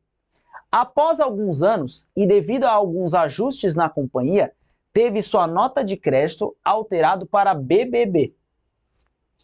Nesse caso, a empresa deseja emitir uma nova debênture. É de se esperar que... Então, pessoal, a empresa lá em 2021 emitiu uma debênture e ela tinha essa classificação aqui, ó, BB. A Unibanco, no caso aqui, ó, a EMB3, tinha essa nota de crédito. Rating é nota de crédito, ó, você vale 10, você vale 9, você vale 5, você vale 4. Só que às vezes eles dão nessa nota de BB, AA, triplo B, duplo B. Após alguns anos, devido aos ajustes, ela teve essa nota alterada. É como se eu estivesse falando, pô, você foi de 5 para 7, você foi de 10 para 9. Teve essa nota, esse rating alterado. E de BBB foi para 3Bs agora. De 2Bs foi para 3Bs. Nesse caso, a empresa deseja emitir uma nova debênture. É de se esperar que os juros sejam mais altos, que os juros sejam mais baixos, que os juros sejam iguais, ou a empresa não consiga captar recursos. Pessoal, o que está querendo dizer essa questão? Primeira coisa, aqui a gente tem que entender a relação risco versus retorno. Eu preciso entender isso daqui. Vamos pensar. Imagina o banco Itaú, um banco já com quase 100 anos de história, super consolidado, e o Banco Alfa, que está aqui ó, na esquina da Paulista. O Banco Alfa tem 2 anos, acabou de abrir. Você concorda que o Itaú tem muito mais segurança? O Itaú é uma pessoa, uma empresa que vai receber uma nota muito mais alta do que o Banco Alfa ali da esquina. Pô, o Itaú tem quase 100 anos, o banco só tem 2. Esse aqui vai ter uma nota de crédito, um rating muito alto. E ele pode se dar ao luxo de pagar pouca rentabilidade. Ou seja, o Itaú precisa de dinheiro emprestado. O Banco Alfa também. Só que o Itaú fala, ó, eu preciso de dinheiro emprestado. Quer me emprestar? Eu vou te devolver e vou te pagar um juros de 2%. Aí você fala, pô, pode ser, é o Itaú. Eu sei que com o Itaú é uma empresa super segura. Então eu aceito receber baixa rentabilidade. Porque em contrapartida, o Itaú tem uma alta segurança. Tem um baixíssimo risco. Então se eu tenho baixo risco, por consequência eu também vou receber pouco retorno, pouca rentabilidade. Agora, imagina... Cadê aqui? Eu pensei que eu estava na câmera maior. Agora imagina o Banco Alfa. O Banco Alfa só tem 2 anos, ninguém sabe se esse banco vai durar. O Banco Alfa também precisa de dinheiro. Aí você tem a opção de emprestar seu dinheiro para o Itaú ou para o Banco Alfa. Para o Itaú, você já sabe que vai receber 2% de juros. Se o Banco Alfa fala que vai te pagar 2% de juros também, em qual que você vai investir? No Itaú ou no Banco Alfa? Com certeza no Itaú. Porque você vai receber o mesmo juros, 2% e 2%, só que o Itaú tem 100 anos. O Banco Alfa acabou de abrir. Tem muito mais risco do que o Itaú. Então, para ganhar a mesma coisa, você vai olhar para o Banco Alfa e falar, você tá louco? Tá brincando com a minha cara? Você quer que eu empresto dinheiro para você que acabou de surgir no mercado e só tá me pagando 2%? Amigão, não nasci ontem, né? Se você quiser que eu te empreste o dinheiro, Banco Alfa, pode me oferecer pelo menos uns 8%, tá? Então é isso que acontece. Essas instituições menores, por terem um mais risco, né, um maior risco, um mais alto risco, agora saiu a palavra, elas têm que oferecer uma mais alta rentabilidade também. Então, se eu tenho mais risco, eu vou ter que oferecer mais retorno, senão eu nunca vou conseguir captar dinheiro. Se eu, Renan, tenho a opção do Itaú e do Banco Alfa e os dois estão me pagando a mesma coisa, eu nunca que vou investir no Banco Alfa. Vou sempre investir no Itaú, porque ele tem mais segurança, mais nota de crédito, uma nota boa, e está me pagando a mesma coisa que o Alfa. Então, esses países, essas empresas que têm uma nota de crédito alta, se dão ao luxo de pagar uma taxa menor. Então eu usei o exemplo do Banco Itaú e do Banco Alfa. A gente pode usar o exemplo de países. Você prefere investir nos Estados Unidos ou na Argentina? Depende, né, Renan? Pô, se nos Estados Unidos estiver me pagando 10% e na Argentina 10%, eu vou correr para os Estados Unidos. Porque é um país mais seguro e está pagando a mesma coisa que a Argentina. Você concorda que esses países emergentes, para poder captar recurso estrangeiro, por eles terem muito mais risco do que os países desenvolvidos, a taxa de juros desses países é muito mais alta. A taxa dos Estados Unidos é baixinha.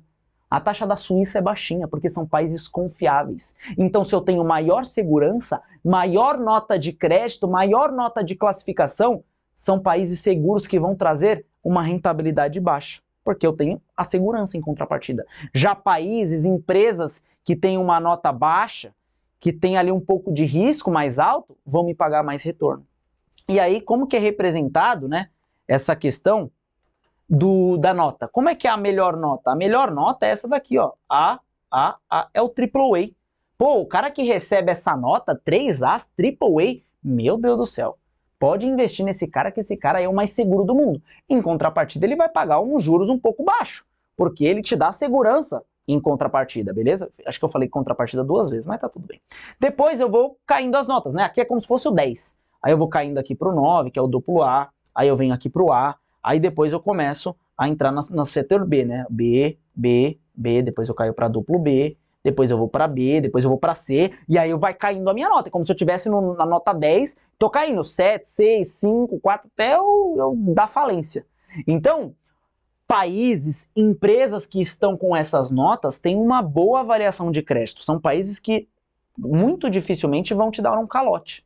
Já países que estão nessa zona aqui, opa, toma cuidado, os caras não têm nota A não, os caras têm nota B. Então o que aconteceu com a empresa Embi?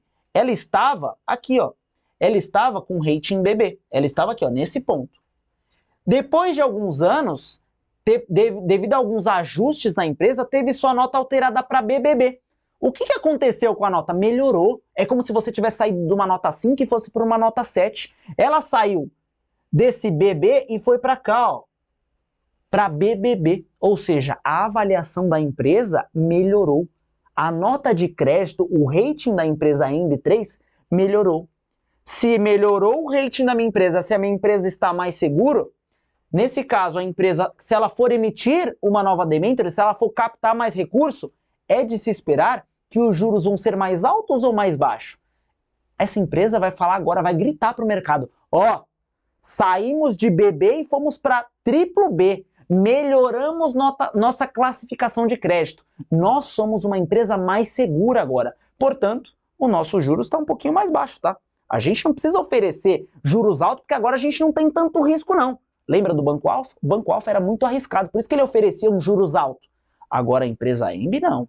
Ela melhorou. Saiu de duplo B e melhorou sua nota de crédito. Depois, quem sabe ela vai para um triplo A. Então, como ela está avançando no quesito segurança de nota de crédito, ela vai emitir um título com juros mais baixos. Porque ela fala, eu não preciso pagar tantos juros porque eu tenho a segurança aqui para oferecer para o meu investidor. Então a empresa Unibanco, a MB3 aqui, se tornou uma empresa com uma melhor nota, com uma nota ali mais segura, portanto ela tem a possibilidade de oferecer menor retorno. Beleza? Entendeu? Agora, se a empresa tivesse saído dessa nota e ido para cá, o que aconteceu? Nossa, a empresa era super segura. Era um Estados Unidos da vida e virou aqui uma Colômbia, virou uma Venezuela. Ou seja, quando ela for captar recurso, o que ela vai ter que fazer? Emitir um juros mais alto. Porque ela já não é tão atrativa em questão de segurança. Pô, a empresa era AAA. O que aconteceu para ela valer B? Então, se eu for investir nessa empresa, eu quero um juros mais alto. Então é sempre essa relação de risco-retorno. Se eu estou correndo mais risco, eu vou exigir um maior retorno. Se a empresa passou a correr menos risco, eu aceito receber um pouco menos também. Beleza? Então nossa alternativa correta é a B. Como a MB3 melhorou sua nota, saiu de duplo B para triplo B, ela ficou mais segura. Então, como eu sei que ela me traz mais segurança, eu aceito receber um juros um pouco mais baixo. A D. A empresa não consegue captar recurso? Como não? Ela ficou mais segura. A empresa está mais atrativa. Tudo bem que diminuiu um pouco os juros, mas ela ficou mais segura. Muitas pessoas preferem investir nos Estados Unidos do que no Brasil, por conta da segurança. Beleza? Então a A está errada, a D está errada e os juros sejam iguais. Não, se mudou a nota, vai mudar os juros também. Beleza, pessoal? Então, uma questãozinha aqui para a gente entender mais a fundo essa questão de nota de crédito, de rating, saber relacionar muito bem essa questão de risco-retorno, quando que eu vou investir, pô, vou emprestar o dinheiro para minha mãe e vou emprestar o dinheiro para o meu primo. Pô, minha mãe eu sei que eu vou ver ela amanhã, então eu vou cobrar bem menos juros para ela do que para o meu primo, que eu não sei quanto que eu vou ver. É muito mais arriscado eu investir com o meu primo, eu emprestar para o meu primo, por isso que eu vou cobrar um juros de 10% dele. Para minha mãe eu vou falar, mãe, me dá 1% e tá tudo bem, beleza? Fechado? Comentem aí pra mim se deu pra pegar, por favor. Vamos que vamos. E já sabem, né? Não esqueçam de deixar o like para essa live chegar a mais pessoas. A gente aumentar aqui, já estamos quase chegando nos 50 mil inscritos. Então a gente conta bastante com a sua ajuda aqui. Bora que bora para a nossa questão número 8. João é uma pessoa que sempre pensou em seu futuro.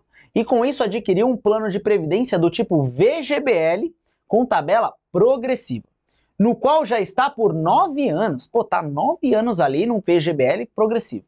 Porém está pensando em colocar um plano um pouco mais arrojado. Então a gente tem essa vantagem das previdências, né? Você pode fazer a migração, a portabilidade. Pô, eu, Renan, às vezes comecei um pouco mais arrojado em ações, posso falar, ó, para o meu especialista, ó, quero trocar aqui para um fundo multimercado, para um fundo ali mais conservador de renda fixa, eu posso fazer essa portabilidade. Nem tem imposto de renda para isso. Por isso que é interessante o veículo Previdência. Você não tem imposto de renda nessas portabilidades, beleza? Sendo assim, deseja migrar para um novo plano VGBL. Então ele já tem um VGBL com tabela progressiva, quer mudar para um plano mais arrojado, só que ele quer ir para um novo VGBL, só que vai mudar a tabela. Ele quer ir para a regressiva. Sobre essa portabilidade, está perguntando se pode ser realizado. Deixa eu abaixar um pouquinho aqui, ó, para vocês visualizarem. Se pode ser realizada, aqui ele está falando que não pode. A B fala, pode, mas o plano entrará com 15%. Pode ser, mas entrará com 35% de alíquota ou nenhuma das alternativas. Pessoal, a gente precisa entender esses detalhes de previdência. E aqui, você vai entender todos os detalhes agora para não errar nada de portabilidade. Primeira coisa que a gente já até comentou, portabilidade não tem imposto de renda. Tem que ser da mesma pessoa, não posso fazer uma portabilidade do meu plano no meu CPF para o meu filho, isso não pode. Só portabilidade entre mesma titularidade. Então aqui a gente já mata 2 pontos, que pode ser uma questão para você. Agora, ponto máximo aqui, se eu quiser fazer portabilidade, tem que ser de VGBL.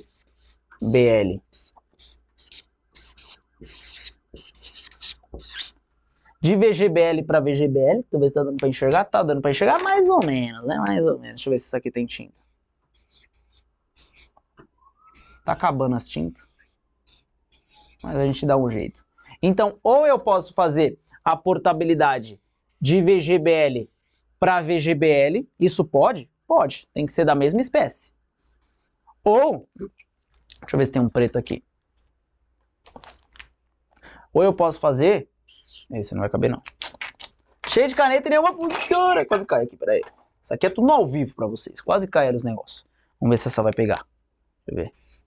Também não. Jogar tudo fora. Jogar tudo fora. O que foi?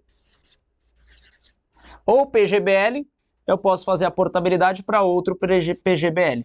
Então, tem que ser planos de mesma espécie. Aqui tá tudo bem. Eu posso vir daqui para cá e daqui para cá. Agora eu não posso vir daqui para cá e nem daqui para cá. Não posso fazer migração de espécie diferente. Portabilidade. Outra coisa, as tabelas. Eu posso fazer migração da tabela progressiva para a regressiva. Isso pode acontecer, tá? Da progressiva para regressiva pode acontecer.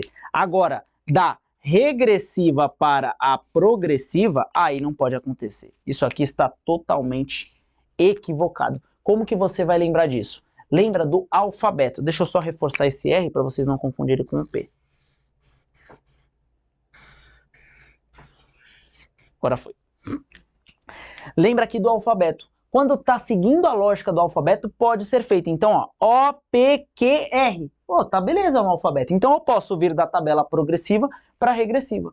Ao contrário, não posso, né? R, P, aqui bugou tudo o alfabeto. Então, por isso que isso não pode acontecer. Então, lembra, são duas características. Tem que ser da mesma espécie, VGBL para VG, PG para PG e progressiva para regressiva. Tem que ser desse jeito. Se for desse jeito, não pode. Beleza? As tabelas têm que ser só nessa condição. E aí ele falou, né? Mas tá tudo certo no caso dele, ó. Vem cá comigo. Tá tudo certo. Ele falou, vamos ver se ele preencheu essas condições. Ele tinha um VGBL e vai para outro VGBL. Pode? Pode. É o mesmo plano. É a mesma espécie.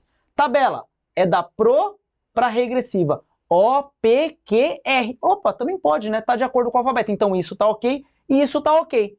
Só que aqui ele está perguntando, aqui a gente já elimina, ele está falando que não pode ser realizada. Pô, não pode? Lógico que pode, a gente viu que pode. Aqui, na B e na C, ele fala, poderá ser realizada, beleza, só que ele fala, no novo plano, entrará com alíquota de 15% e entrará com alíquota de 35%. Pessoal, aqui, vem comigo, vou até pegar um slide em branco, porque vai ficar melhor para vocês enxergarem isso. Olha que sacanagem. A gente tem que entender isso daqui. Peraí, deixa eu colocar aqui para vocês, ó. Beleza. Deixa eu duplicar esse slide aqui. Vou colocar uma em branco. Pronto. Deixa eu tirar a resposta aqui também, senão vou dar spoiler. Depois eu volto.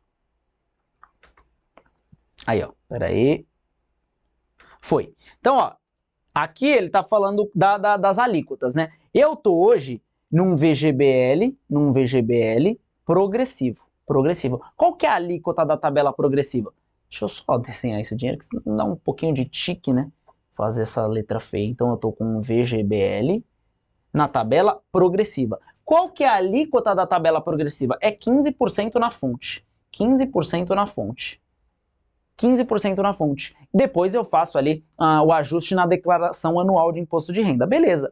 Como que é a tabela regressiva? Só para a gente lembrar, porque eu vou migrar de uma para outra. Eu preciso saber em qual faixa de alíquota eu vou estar. Quanto tempo que eu tô nessa? Pô, eu tô há 9 anos. Ele falou lá no enunciado que tá há 9 anos aqui, ó. 9 anos. Então a gente sabe que na progressiva é 15%. Beleza. Como que é a tabela regressiva? Tabela regressiva é uma baita vantagem, né? Então, ó, de 0 a 2 anos. Vou fazer um pouco maior que a gente tem espaço. De 0 a 2 anos eu pago 35%. De 2 a 4 anos eu pago 30%. De 4 a 6 anos eu pago 25%. De 6 a 8 anos eu pago 20%. De 8 a 10 anos eu pago 15%. E de mais do que 10 anos eu pago 10%. Essa é a tabela regressiva. Por isso que é uma baita vantagem quando você está olhando para o longo prazo investir numa previdência. Nenhum produto, né, cobra uma alíquota de 10%. A maioria aqui é 15%, né? A faixa mínima da tabela regressiva de vários produtos é até 15%. Na previdência, na tabela regressiva, é até 10% depois de 10 anos. Então, ele estava numa progressiva, que a gente sabe que é 15%. Ele vai migrar da progressiva para regressiva, isso pode acontecer, a gente viu que pode acontecer, isso está permitido. Só que ele estava há 9 anos nesse plano. Quando ele fizer essa portabilidade, será que ele entra aqui, ó? Será que ele entra nesse pedacinho aqui? Será que ele vai cair aqui já direto na alíquota de 15% ou não? Ou ele vai começar do zero? Então esse é o detalhe que a gente precisa entender dessa portabilidade. Pode acontecer? Pode acontecer. Só que por mais que ele já tenha estado 9 anos nessa previdência progressiva, ele perde esse tempo. Ele não vai dar a sorte de entrar nessa faixa aqui. Ele não vai já chegar ganhando 15%. Até outro exemplo, se ele tivesse há 15 anos nessa outra previdência progressiva, ele já ia entrar nessa última faixa aqui já ganhando 10% de imposto? Ganhando não, né? Pagando 10%? Não. O tempo que você estava em uma tabela não é transferido para outra. Então, isso aqui não vai acontecer. Ó, vamos resetar. Ó, isso aqui ó, não aconteceu. Ele não veio para cá. Esses 9 anos foi pro saco. Ele vai voltar aqui, ó, desde o começo. Iniciar por essa alíquota de 35%. Beleza? Deixa eu voltar lá, colocar a resposta aqui no nosso slide e vou voltar aqui para vocês. Cadê aqui?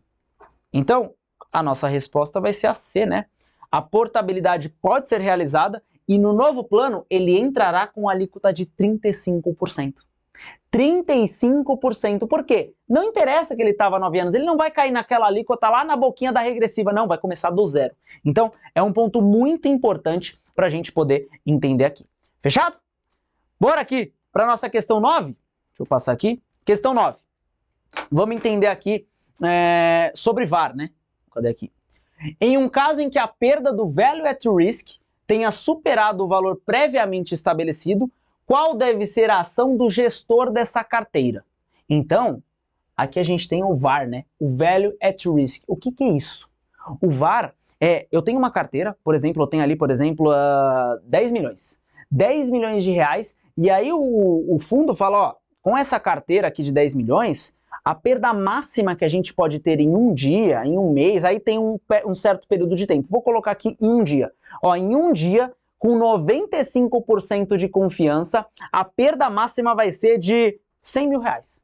Beleza? Isso é o VAR. É o valor que está em risco.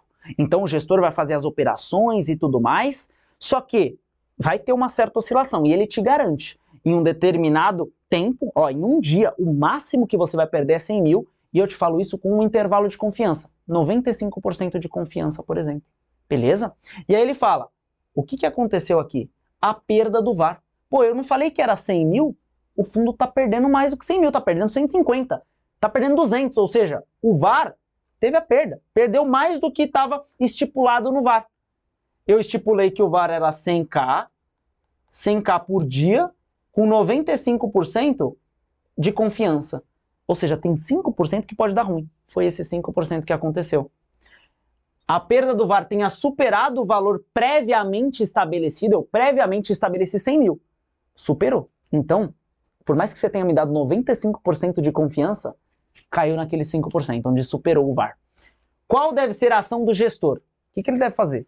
Deve ficar parado, comprar ação, vender ação, acionar alguma coisa? Aí a alternativa A, acionar o stop loss para evitar perdas adicionais. É isso que ele deve fazer. Ele tem que acionar o stop loss porque, meu, tá dando ruim demais.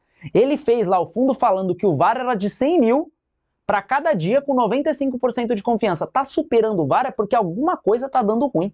Então ele tem que acionar o stop loss. Stop loss não é puxar uma alavanca ou alguma coisa do tipo, não, é desfazer alguma operação, fazer algum hedge, comprar algum derivativo para poder estancar essa perda. Para poder fazer com que o fundo diminua essa volatilidade, diminua essa perda e volte a ficar na casinha dos 100 mil. Beleza? B. Manter o posicionamento, tendo em vista que a ação diferente dessa resultará na consolidação da perda. Ou seja, tá dando merda, tá superando o que eu havia estipulado, eu vou manter nessa posição, porque se eu assumir a perda, não, eu tenho que tomar alguma decisão. Se for assumir a perda, comprar algum hedge, algum derivativo, mas eu não posso ficar do jeito que tá. Eu tenho que fazer esse stop loss, beleza? C. Aproveitar o momento de perda para aportar mais recursos em todos os ativos presentes da carteira. Não é assim, né? Eu não tô na praia. Ah, caiu tudo, vamos comprar mais. Não, eu tô ali num fundo, eu tô ali olhando para uma carteira onde eu estipulei um valor de perda máxima. Se eu cheguei nessa perda máxima, eu preciso tomar alguma atitude, não é comprar mais. Pô, se eu comprar mais, vai fazer com que o fundo estanque? Provavelmente não, porque se ele tá naquela posição é porque deu ruim. Se eu vou comprar mais ainda, pode ser que piore. Então eu tenho que fazer alguma outra medida, não comprar mais, fechado? E a D, como já superou o VAR, a recomendação é manter a posição visando obter lucros futuros. Também não. O gestor ele errou a mão. De alguma maneira ele errou a mão. Porque se tivesse tranquilo, ia estar dentro do que foi estipulado. Agora não é porque deu ruim. Ah, deu ruim, espera aí, vamos ver o lucro que vai dar, a gente segue o jogo. Não, o cara tá ali ativamente. Ele precisa dar tranquilidade para as pessoas do fundo. Pô, se o fundo é uma bagunça, um dia perde 200 mil, outro dia perde 500, outro dia perde 1 milhão. não tem nenhuma confiabilidade, pô, eu vou tirar minha grana desse fundo de investimento, dessa carteira. Então, se deu ruim do que ele estipulou, ele precisa acionar o stop loss. Fechado? Beleza? Então tem esse cenário aqui. Outra coisa, esse VaR, essa perda máxima estipulada por um período de tempo com uma certa confiança, é para cenários normais, tá? É para cenários normais. A gente não está considerando uma pandemia, a gente não está considerando algo catastrófico. Isso é para cenários normais. Um teste que pode ser feito para cenários mais estressantes, para cenários mais tensos, é o stress test. Então tem o stress test, que é justamente para poder considerar cenários mais tensos, cenários mais ali inviáveis. Beleza? Então, só alguns detalhes aqui para vocês. Fechou? Bora aqui para nossa última questão, questão 10. Bora?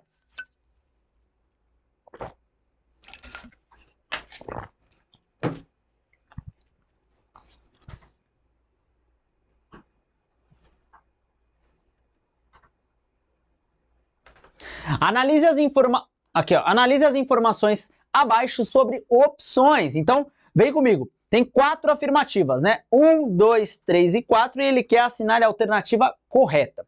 Primeira, o titular de uma opção sempre paga o prêmio ao lançador.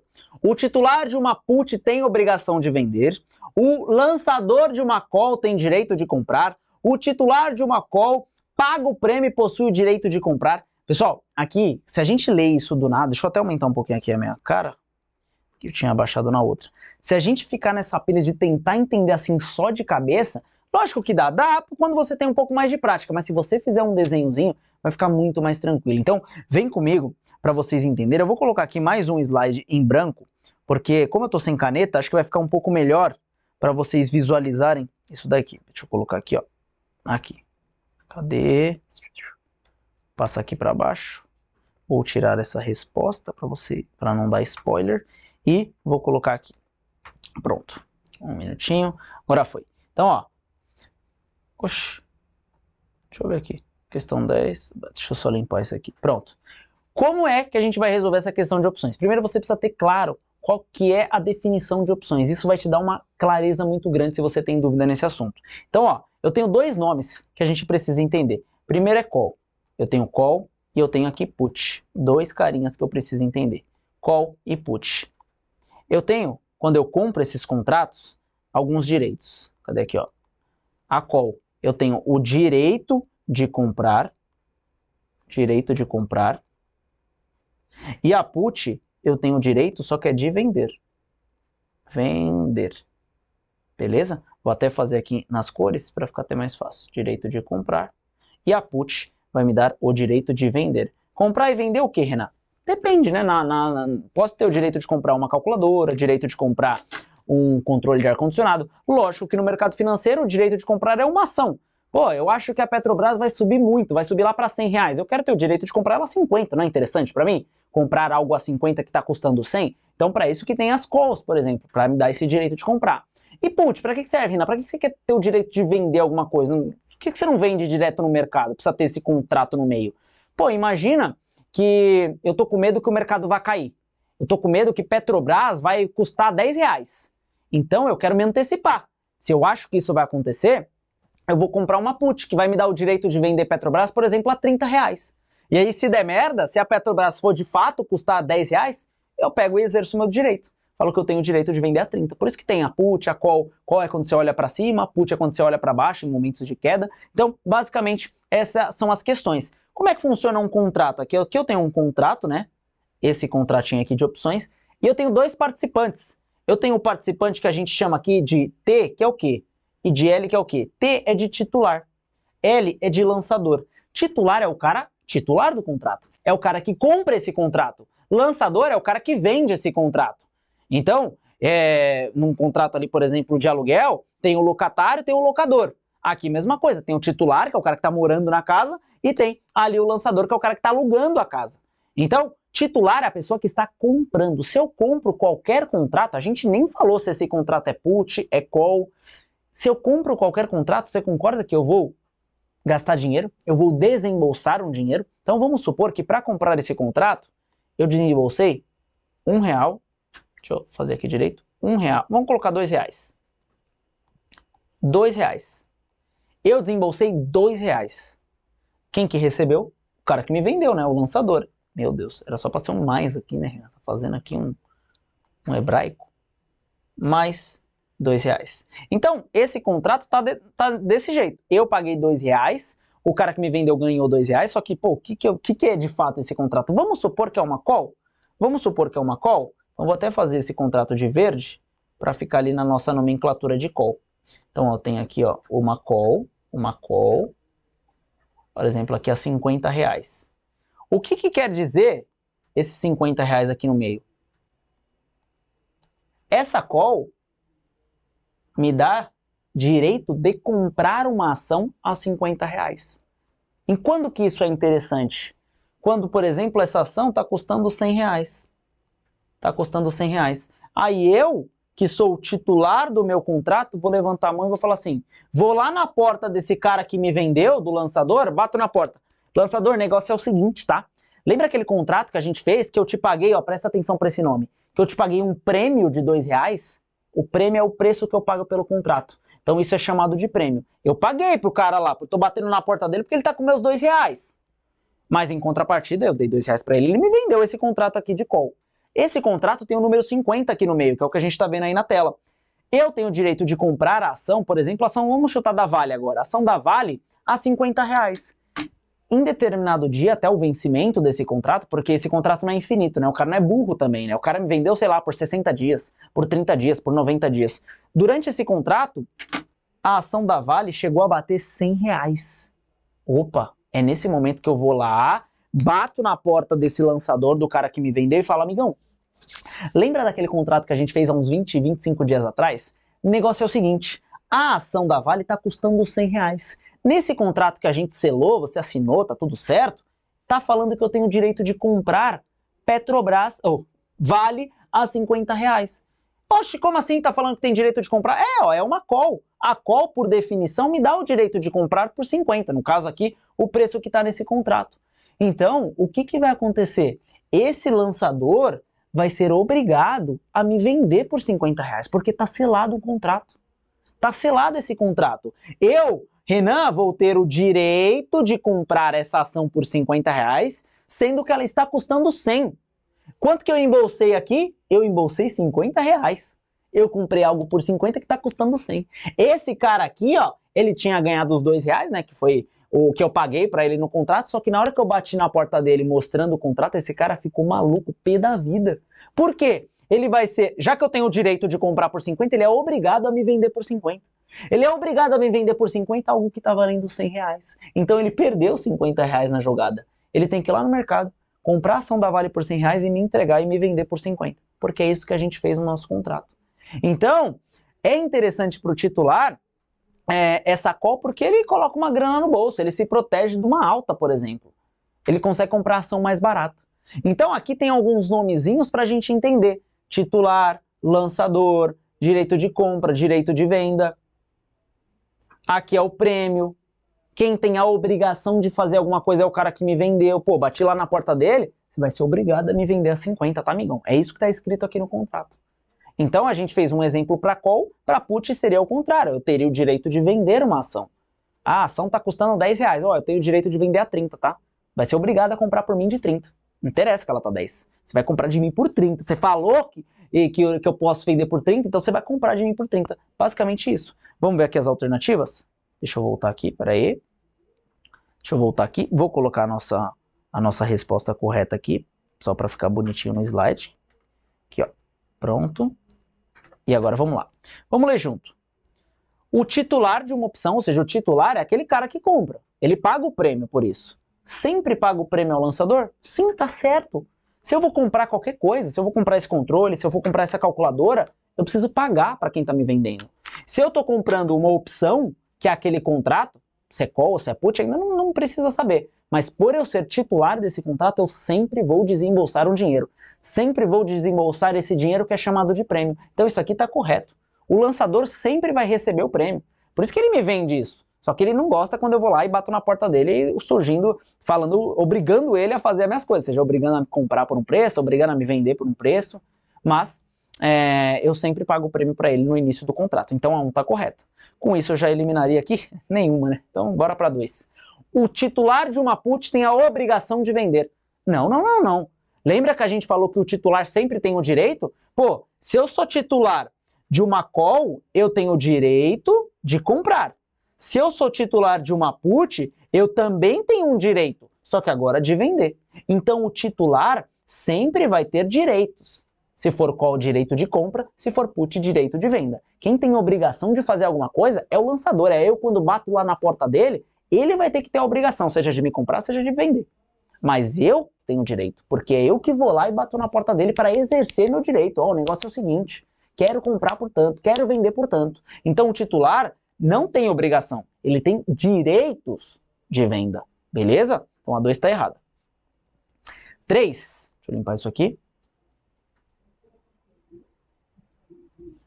Cadê aqui? O lançador de uma call tem direito de comprar a que ele trocou. Quem tem direito é o titular. Eu tenho o direito de morar na minha casa porque eu pago aluguel, mas eu sou o titular ali do contrato. Eu tenho o direito de comprar a ação porque eu sou o titular da call. Eu tenho o direito de vender a ação porque eu sou titular da put. O lançador não tem direito de nada, ele tem a obrigação. Quando eu bater lá na porta dele, ele tem a obrigação de fazer o que eu quiser, porque está escrito no contrato. Então o lançador não tem direito a nada. Quem tem direito é o titular. Por isso que ele paga o prêmio no início do contrato. Então a 3 também está errada. Com isso a gente elimina essa, né? Essa também, porque... Não, essa não. Apenas a 1 está no jogo ainda. Calma aí. Cadê? Essa daqui eu tinha feito acho que no outro. Calma aí. Essa daqui a gente viu que está correta. Essa aqui está errada. Essa aqui eu tinha marcado errado. Está errado, então apenas a 3 não. 1 e 2 também está fora. A gente está entre a B, se é só 1, ou se a 4 também vai ser correta. Então vamos lá. O titular de uma call paga o prêmio e possui o direito de comprar. É isso, né? A gente tinha visto isso. Eu tinha mudado lá. Mas ó, a call tem o direito de comprar. Só que para eu ser titular desse contrato de call, para eu ser titular desse contrato de call, o que eu precisei fazer? Pagar o prêmio. Eu pago o prêmio, como eu comprei uma call, para ter o direito de compra. E é isso que está escrito aqui. O titular de uma call paga o prêmio e possui o direito de comprar. Então a 4 também está correta. A 1 e a 4, ambas estão corretas. Alternativa D de dado. Beleza, pessoal? Então deu para entender esse tema aqui, essa questão das opções. É realmente um tema bem interessante. Se você quiser saber mais a fundo, inclusive até para quem vai estudar para o CEA, tem várias operações, né, que além de call, put, quando você vai misturando, tem straddle, strangle, trava de alta, trava de baixo, tem muitas operações e tem aqui no nosso canal da Unibanco, por isso que eu falo que é importante você deixar o like, você se inscrever para que apareça esses conteúdos para vocês e lá você tem super aula de opções parte 1 e super aula de opções parte 2. Cara, não é por nada, mas essas aulas estão sensacionais.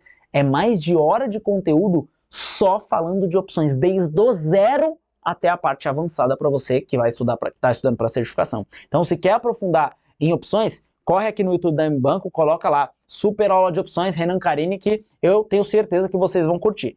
Fechado, pessoal? Então, com isso, passo aqui a desejar o meu muito obrigado pelo tempo de vocês aqui nessa live. Muito gostoso, a gente infelizmente hoje não tivemos essa interação no chat, né, como eu venho reforçando, até para você que está aqui ao final dessa live gravada, porque a gente está tendo o evento do CFP, então a gente não queria deixar de atender vocês ficando uma semana sem produzir conteúdo, então a gente fez gravado, está disponibilizando aqui no mesmo estilo ao vivo para que você não seja impactado nos seus estudos. Nossa maior missão aqui, tanto minha quanto a do Bruno, é realmente auxiliar vocês na jornada aí dessa certificação. Fechado? Então, ó, muito obrigado aqui pelo tempo de vocês, por disponibilizar aí 1h33, quase 1h40 de live do seu tempo para poder aprender um pouquinho mais. Fico muito realizado e muito satisfeito de você sair dessa live um pouquinho mais inteligente, vamos se dizer, né? Ou um pouquinho mais sábio do que você entrou. Puta caramba, aquela questão eu já sabia. Pô, aquela eu não sabia tanto. Então, isso